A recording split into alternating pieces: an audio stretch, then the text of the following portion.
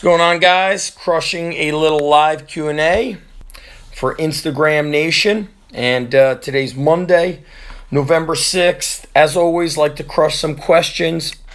Might even be able to come back on here later on tonight after I'm done with the gym.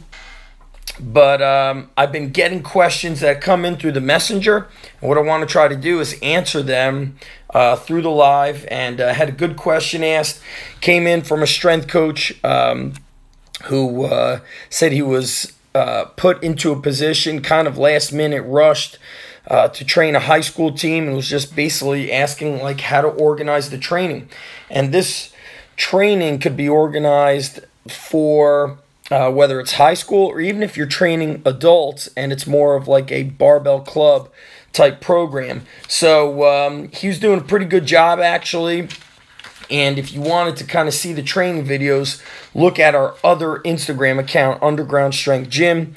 And basically what I like to do is like we have a main movement and then we have some sort of like couplet that doesn't need the coaching, and it's oftentimes maybe 2 exercises depending on the size of the group. So let's say, for example, we're going to squat. We're going to couple that with a jump, and they might sneak in face pulls, abs, or you're the spotter, then you're the squatter, then you jump, then you have a little bit of rest, and you're back into the rotation. If you feel like that particular day the athletes are have a little higher energy and they need and desire a little bit more work, then you could sneak in maybe another exercise. So if it's a lower body focus, it could be a quick upper body plyo. It could be some med ball throws. It could be something short and explosive. And contrary to what some of the scientific training books speak about, how athletes need this longer rest period so they could basically recover fully, so they could exert maximum power. What I found is that when you increase the rest period too long, the athletes lose focus, number one. Number two, they lose focus, so they don't have that ability of basically flipping that switch and regaining focus and getting under that bar again with a long rest period. So if you're training adults, it could be pretty similar. The only thing that I tend to do when I'm training adults is I get rid of the jump training. So if you're training, people in their, if they are a competitive athlete, then maybe you are going to jump train. But if they're training for fitness and feeling better, then I don't think it's important or safe or necessary for you to throw in box jumps and exercises that maybe slightly increase their chance of injury, because a lot of adults haven't moved like that for a while. So you're kind of like asking them to bring back this coordination and athleticism that they may have never had, or you need to get it quickly. So safer to do maybe a squat jump, a med ball throw, a carry. Always good to do stuff for the shoulder health and abs. It's always good. Brian, I'm going to start taking questions here, guys. As always, questions could be on anything you got: training, business, strong life. Brian says, do you train golfers, and what do you focus on? We do have athletes that it's not their main sport, but they do participate in golf. So I'll tell you, I'm going to give you kind of like a 2-part answer. One for those kids, and one if I was training golfers who it was their main sport. So number one, I think I like these athletes playing golf. I think it's relaxing. It connects them with nature. It's something they don't really experience if they're this kind of typical kid, always on the phone, always connected to the technology. Number two, it gives them opportunity to do these things in college. And number three, when they get older, if they do enter a workforce, whether it's in athletics, business, a lot of business meetings are happening on golf clubs. So I think it's a cool sport and a cool skill to learn. Now, what I would do is you'd have, every athlete is different, so you'd have to assess. But with golfers, that constant torque and rotation, very aggressive rotation to one side is going to give them a lot of work to that one side. So we're going to find their one side calf, mid-back, even the knee gets a little bit banged up. So we're going to do some extra soft tissue work on there. We're going to do unilateral exercises, even staggered stance, Romanian deadlifting, unilateral rowing and pulling, some anti-rotation as well as rotational movements. And they can train pretty hard. I think we get scared to train golfers or certain athletes in general hard, but nothing wrong with making them feel powerful and strong. So let me get some questions, guys. It's 2:30 here on the East Coast. Not sure where everybody's from, but I might be able to come back on here tonight for a later Q&A session. And also on tap this week, you guys can give me some questions. I'll write them down. Is tomorrow I have a podcast with Travis Mash. Travis and I are going to do a seminar in Manasquan here, Underground Strength Gym, January 20th and 21st. It's going to be basically like a, barbell / strength coach, small warehouse gym type business course. Talking about running one of those smaller operations, low hassle, high profit. Do I recommend getting your CSCS? I'll show you right here. I'm doing my, piled up under books here. But if you're going to work in the collegiate setting, and actually a lot of places, they want you to have your CSCS. I know the CrossFit community shuns it because of some study that happened, but really a lot of these professional organizations, they want the CSCS. Whether you like it or not, that's what they want. That's what you need. So I think it's certainly a plus for you to have it. So, yeah, absolutely go for it. And if you guys have questions that you want me to answer on the podcast tomorrow with Travis, you can. What him and I would like to do is create, basically, we're going to do a Saturday, Sunday, like 10:30 to 5:30. I have a wrestling match Friday at home, so I won't be around Friday. But that Saturday, we'll probably go out and grab some grub. But I'm going to break down kind of like the startup principles and methods to a small warehouse / strength coach / barbell club. Stuff like Travis and I are running. Talk about building that culture. Talk about leveraging these kind of smaller business operations with some online programming and community outreach. Gabriel, yeah, man, that'll be great. And then in the springtime, I will be down at Travis's place. Jeff Nichols is in, Nick Survey saying, I think Jeff is in Virginia Beach. And I believe he's probably traveling, doing his consulting stuff. But I love Jeff, of course. And I love how he's smart and also has what I call field experience. I know people out there get all upset when we say in the trenches experience, but I think that, guys who are training and have been training, and I believe him and I are about the same age, he's been through a lot, not just from military, but from an athletics standpoint. So he has a unique perspective that a lot of people, I think, don't bring to the table. So, yeah, I will reach out to Jeff and see what we could do. And also, it might be interesting, you guys mentioning Jeff's name. I sent a text message to a buddy of mine this morning who I hadn't seen probably like 5 years, and he told me he sold his gym and he's just coaching. I believe Jeff sold out his portion of his gym business, and I'm meeting a lot of people who are doing that. And that's why I really want to do this kind of strength coach barbell type business seminars. I want to get the people who are in the gym business to really share their insights, because I think it's different. It's easy for me to tell you what to do, but when you have to balance and blend, there's no such thing as balance, but you got to blend family and other work stuff and just other things, life stuff. With running that business, it's way different than the guy that stands in front of a room telling you how to run a business who's not actually running that business him or herself. So I want to bring that practicality and that realness. Brian, how do you handle working with athletes that could only train 1 hour twice a week for 6 weeks? Doesn't give a lot of time for strength if we are first fixing patterns. Brian, in season, I'll see kids once a week at my gym, at the independent gym, the underground strength gym. So what I would do is I would give them some homework to do at home. You could, if you notice on my Instagram, I repost a lot of mobility stuff. The reason why is because my athletes follow me and I want them to just take 2 minutes, 4 minutes, 5 minutes to do those things at home on their own. You know, Kelly Starrett told me, he goes, look, I tell people when you're showing up to my gym, it's training time. It's not mobility, you know, PT, rehab, prehab time. You can show up 10, 20 minutes early and go to that corner of the gym and do these things that you need to work on.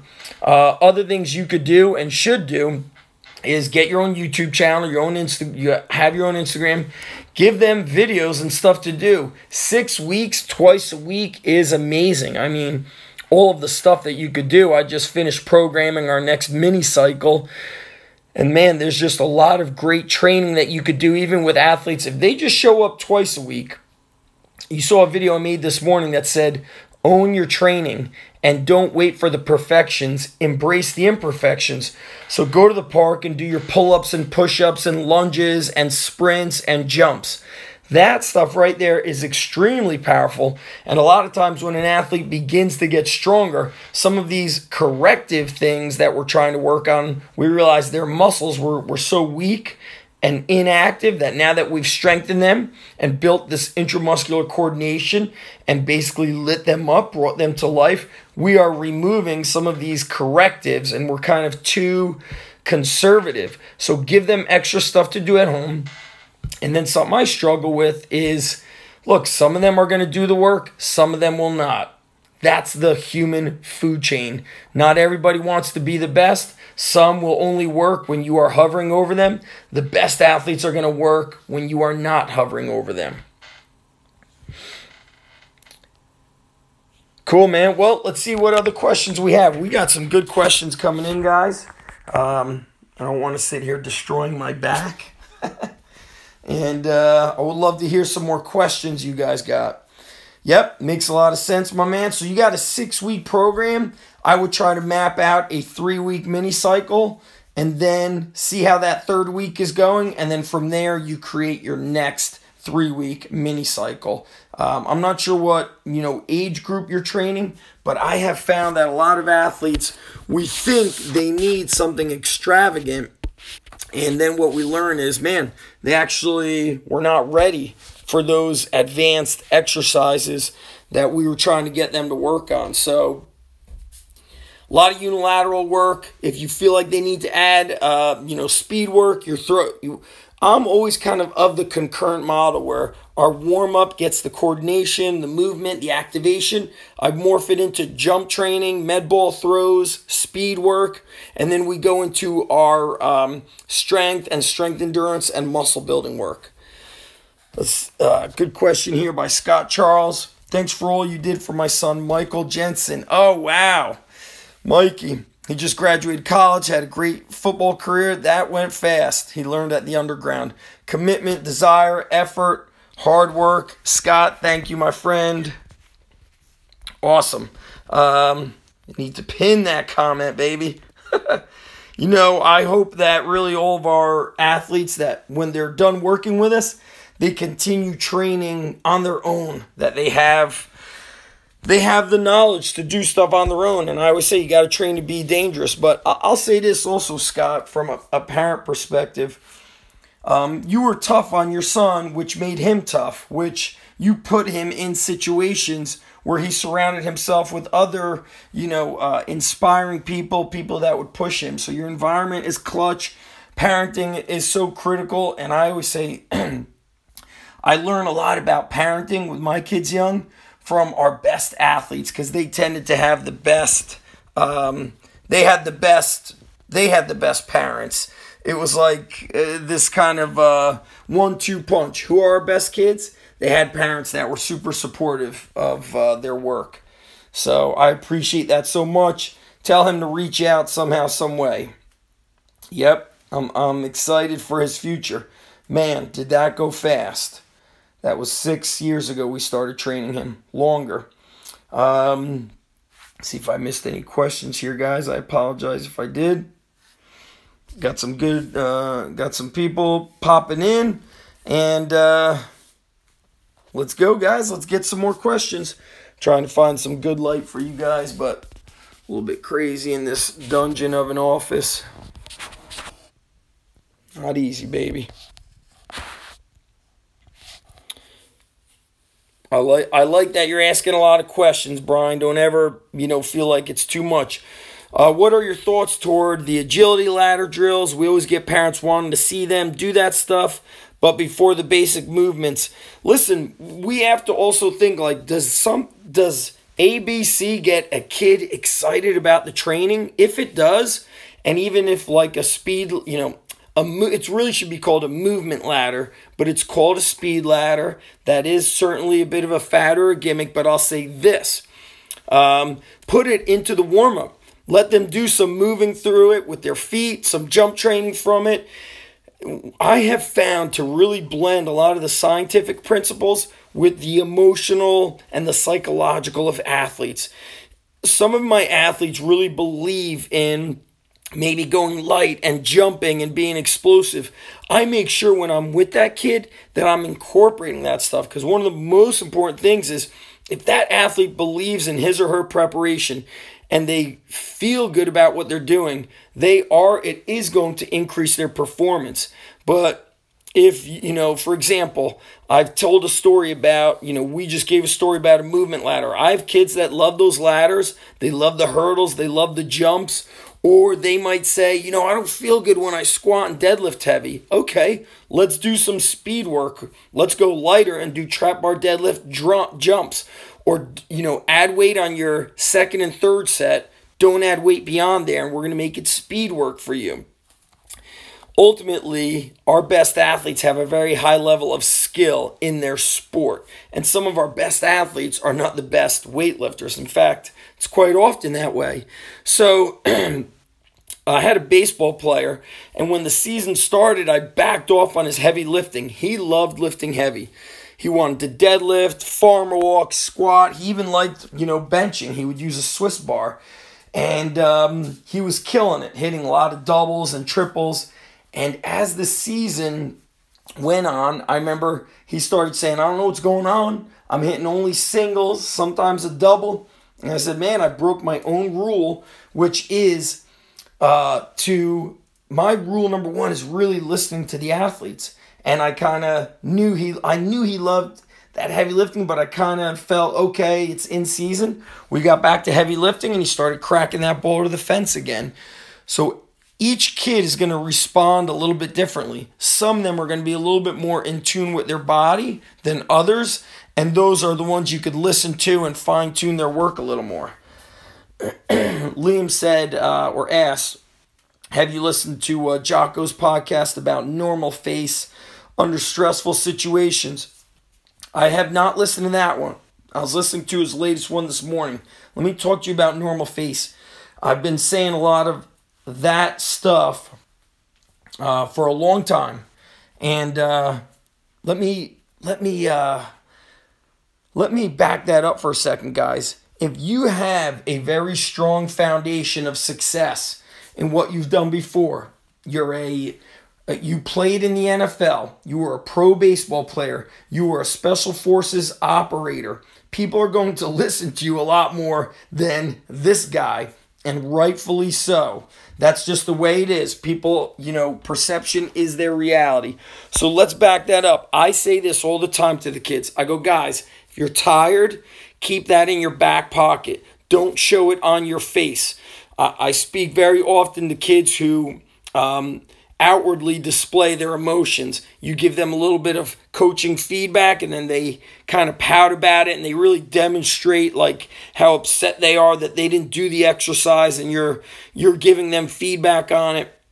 And really it's be coachable.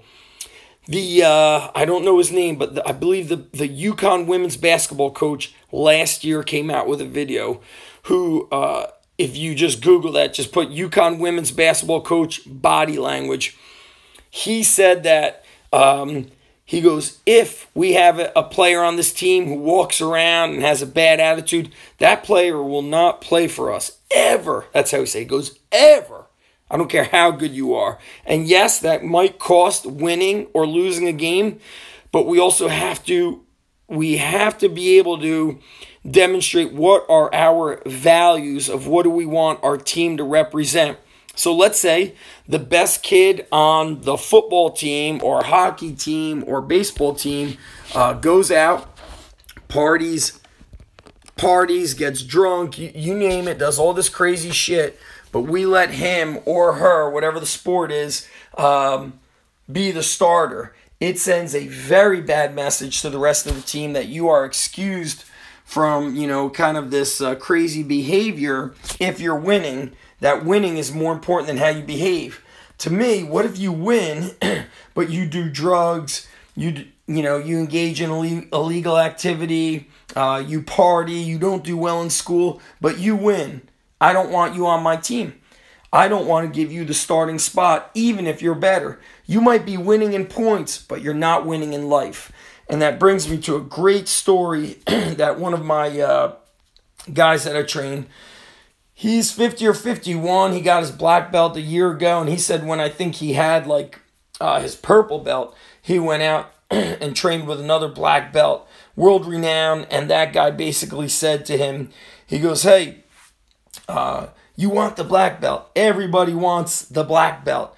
He goes, but more important than the black belt in jiu-jitsu is the black belt in life. And I thought that was really one of the most simple yet powerful phrases or analogies one could give. The black belt in life. Not just the black belt in jiu-jitsu or any martial arts or the national title or the state title. It is what you do in life.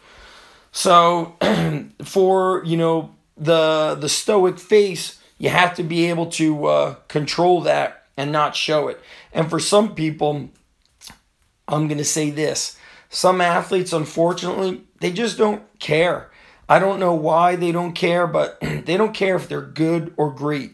But I believe maybe that is just that human food chain where, God or whoever has created this thing where if everybody was great, there would not be competition. Nobody would be striving to win and avoid and, fight to not lose.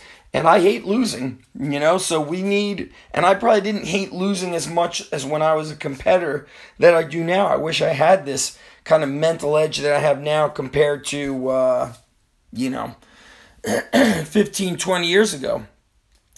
Next question. Hey, Zach, what's the best protein-rich food? And during weight cut, by what foods can you take good carbohydrates? Saluti from Italy. Oh, man, I love it. So I'll say this. We tell our athletes, at least I do, is I say, guys, when you're training, and if you're a wrestler or a fighter who has to cut weight, you should be able to have a good breakfast, lunch, and dinner every day. And then maybe the day of the match, or the day of weigh-ins, you're eating very light, but you're not starving yourself. Mike Dolce, I saw a clip on his Instagram saying, man, there's been a large number of MMA fighters, Liam, you got it, buddy, who are they announce it on their social. They're like, I think I'm going to die. I think I'm not going to make it. This weight cut is going to kill me. I feel like I'm going to die. They should never be in that situation. We should never allow it. And I'll say this. In the wrestling high school community, I've overheard fathers talking about their kids making 42 pounds. He can't just make the weight. It's fucking ridiculous. It's beyond stupid. Stupid would be a compliment. I let my son eat whenever. But for the high school kids out there who cut weight, you know what they're doing? They're ducking the strong athletes because they didn't want to lift. And I made a video on that years ago, probably 6-7 years ago. We said, if you're cutting extreme amounts of weight, who are you avoiding? Who are you ducking? Why do you not believe in your preparation to go against people your natural weight? And now, from being at the college level, this is my second Division I college. I was at Lehigh, now I'm at Rutgers. The guys that show up the weakest, They never lifted in the off season, let alone the in season. They didn't do strength work. They just did conditioning, running and burpees. And guys, that doesn't turn you into the beast, okay? You need to carry, you need to lift, you need to squat, you need to deadlift, you need to clean, you need to carry heavy objects, you need to be able to do the rope climbs. If all you could do is sprint and run and do burpees, I mean, now's the perfect, time to take a look at it. Are you the sprinter or the marathon runner? What sport are you, what are you training for? So the bottom line is, cutting weight, no. Be strong, be awesome. Mark Bell always says, strength is never weakness. Ain't nothing wrong with being strong, baby. Nothing. So you should eat healthy. Eggs, avocados, have a salad every day. Put some oil on that salad. Lunch could be some sort of meats. We've got chicken, fish, different cuts of meat and beef. Breakfast, I always tell the kids, I go, don't show up here and think you're going to have a protein bar. Wake up 15 minutes early, have 1 or 2 scrambled eggs, some veggies in there, a piece of toast with butter. Perfect for before you train. Otherwise, they're going through a very hard workout and they don't eat really until like 10, 11 a.m. They've skipped breakfast. When you're in 30s, 40s, 50s, then you could do the intermittent fasting thing. What if my kid just doesn't connect with the coach? He hates the coach. At what point do you bail? At first, I would just say he's the coach. Figure it out. As a parent, I like this. I think we need to do a better job of communicating with the coaches and seeing, what is my kid communicating properly with that coach? Let me go and listen to that coach. If that coach is telling my son he has to go to this weight class, and I don't agree with it, we have a chain of command when we speak. And I'm telling you this from the teaching experience. First, you speak with the teacher/coach. Then from there, if that's not working, you could go to principal or athletic director. And then if things don't work, then we go to superintendent. But I know years ago, I heard of stuff happening, and then parents just bypass the coach and they go straight to administration. I'll say this. When my kids get older, if they are in high school, right, when they go to high school and the coach says, you have to train with us, it's mandatory, I'm going to say, okay, let's say my kids weren't training with me. They're training with somebody else who I believe is great. I'd say, okay, coach, I'm investing my money in my son, my daughter to train at this place.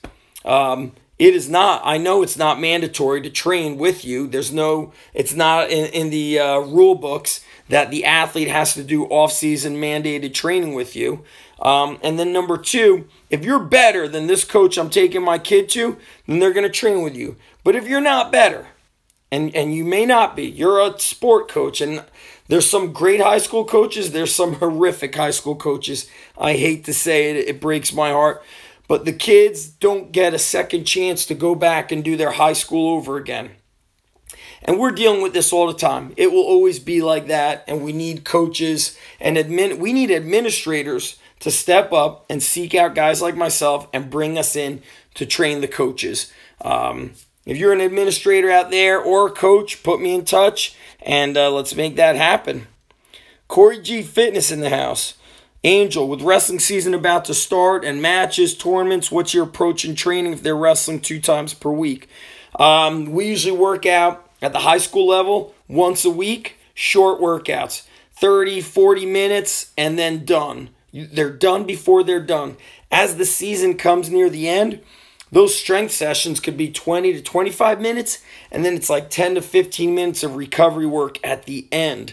And at the college level, it's different because we have kind of a lot of peaks and valleys, and we have a lot of injuries, probably a little bit more severe than what we see at the high school level. So I'm always working around injuries, working around these, this ebb and flow of the season. And this is a big tournament. We need to deload so we could peak for that. Then we need to do recovery work after these big things and prep for another big tournament. So it's a little bit more of a long-term plan. At the high school level, they're young. We got to focus on 2 things, sleep and eating.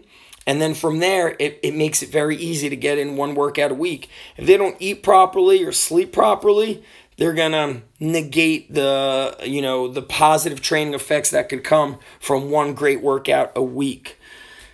Ilgram Bazaar says, thanks, Zach. These Q&As are very useful. You're a beast. Thank you. I'd like to come back tonight and maybe do... I'm not sure what time it'll be back because I'll be probably on the phone with the family late tonight. But I'll be back tonight later on, and we could do another Q&A. Does anybody have a last final question before I close this one out for the early afternoon? What do you guys got? I think I missed the question here, or am I good? Be a white belt in learning, black belt in life. There you go, Angel. I'll take a final question, guys, if anybody's got a last question. And as you guys are, I'm looking at, like, what book will I be reading for the afternoon? I'm just kind of, like, looking at things to learn. Constant learning. Got a lot of good books here, baby.